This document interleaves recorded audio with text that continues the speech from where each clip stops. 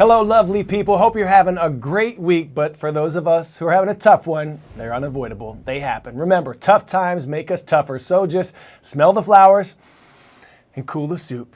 And know that you will be okay. It's Thursday. Happy Friday Eve. Welcome to CNN 10. I'm Coy Wire. Let's start with the latest on Ukraine. As the country continues to fight Russia's invasion, the United States and other countries around the world are sending weapons to Ukraine to help them defend their homeland. The State Department said on Monday that the U.S. will send Ukraine $350 million in weapons and equipment. The latest aid includes rockets, fuel tanker trucks, and riverboats. The U.S. will also deploy its Abrams tanks, which has advanced capabilities and speed. And did you know that at Fort Sill in Oklahoma, the U.S. has been instructing top Ukrainians on U.S. weapons systems, so they'll be prepared to use the equipment and training in the conflict. The Ukrainian soldiers apparently picked up the material so quickly that they were given more instruction than originally planned. The individuals training in the U.S. were handpicked by Ukrainian military leaders. This comes amid concerns from the United States and its allies that China may plan to send lethal aid to Russia, though China denied it earlier this month. CNN White House reporter Natasha Bertrand traveled to Oklahoma to see the training taking place at Fort Sill. So let's hear more about what she's learned. The United States fast-tracking key weapons for Ukraine's fight against Russia.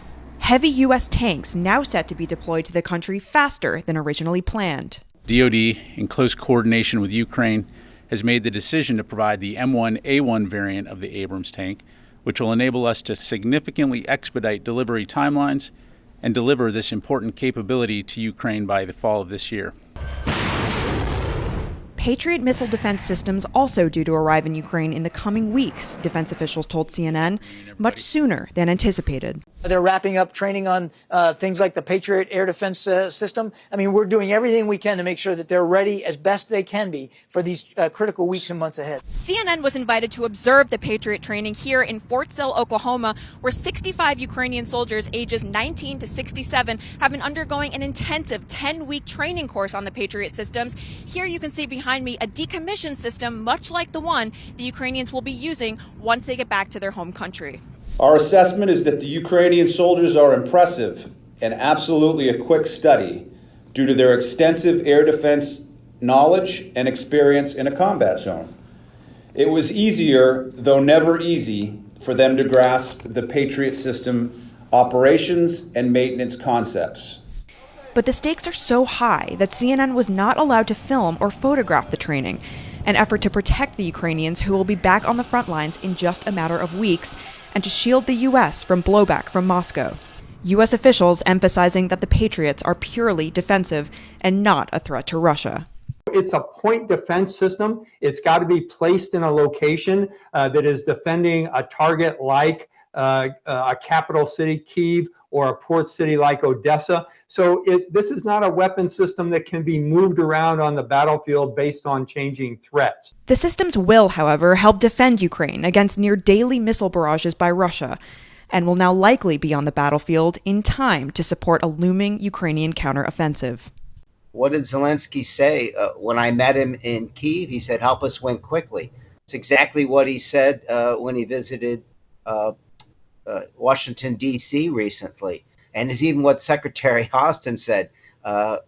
He said, Ukraine doesn't have time. The spring offensive is coming. Researchers at Columbia University set out on a mission to create the perfect cheesecake with 3D printing. Now, while this concept of using a machine to make a three-dimensional, tangible, solid object from a digital file has been around for decades, it wasn't until around 2005 that 3D printing started to become more mainstream.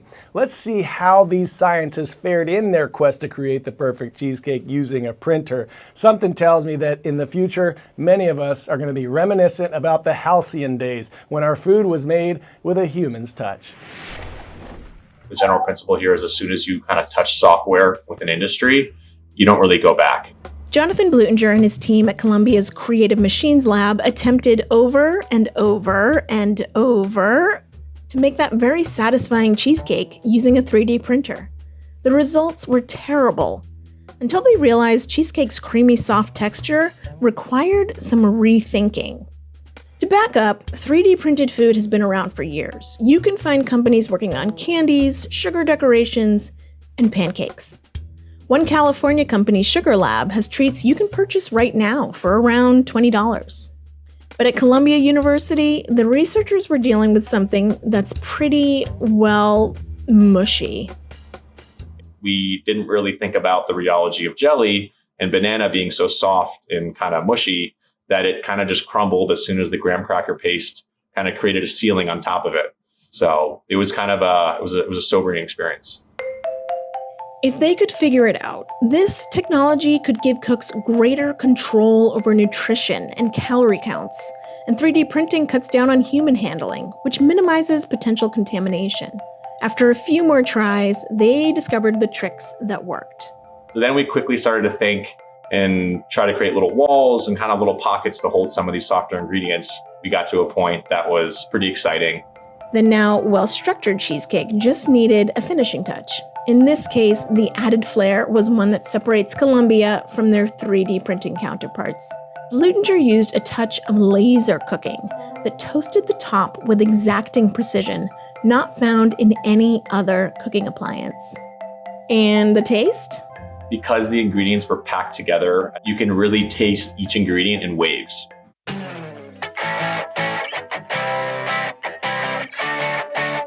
Now it's time for a story that's dynamite, and it's getting today's 10 out of 10. The dad of 2 fur babies, 2 dogs, played an epic prank on his pups by putting on a puffed up T-Rex costume, and then he prowled around in the backyard, and what ensued was adorable. Our Jeannie Moose has more.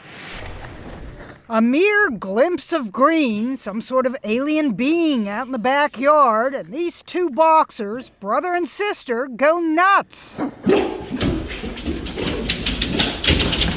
T-Rex taunting them through the glass at their Las Vegas home. So, who is in that costume? Oh, it was my husband. Janine Walsh put her husband Andrew up to it.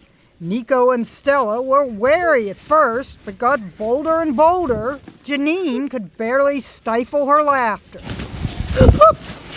Jurassic Bark quipped one commenter that in that movie franchise, the dinosaurs scared a dog to death.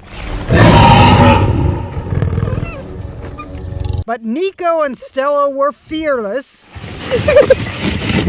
You don't think they smelled your husband and recognized him?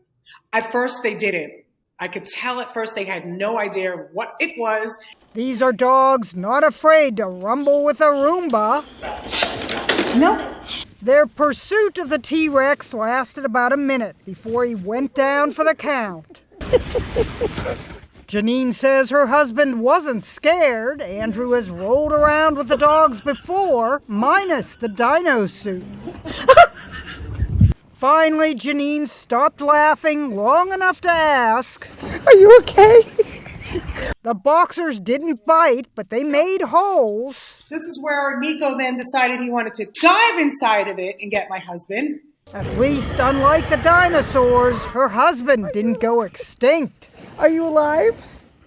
All right, everyone, we had so many great Your Word Wednesday submissions yesterday, thanks to today's winners from Mr. Truss' class at Dwight D. Eisenhower in West Berlin, New Jersey. Halcyon, did you hear it in the show? It's an adjective denoting a time in the past that was idyllically happy and peaceful. For our special shout out today, we're going to Columbus, Ohio, Dominion Middle School. We see you. Thanks for subscribing and commenting on our CNN 10 YouTube channel. Remember, each small positive thought will help you paint a better picture today. Let's make this day a masterpiece, baby. See you tomorrow, lovely people. I'm Coy Wire, and we are CNN 10.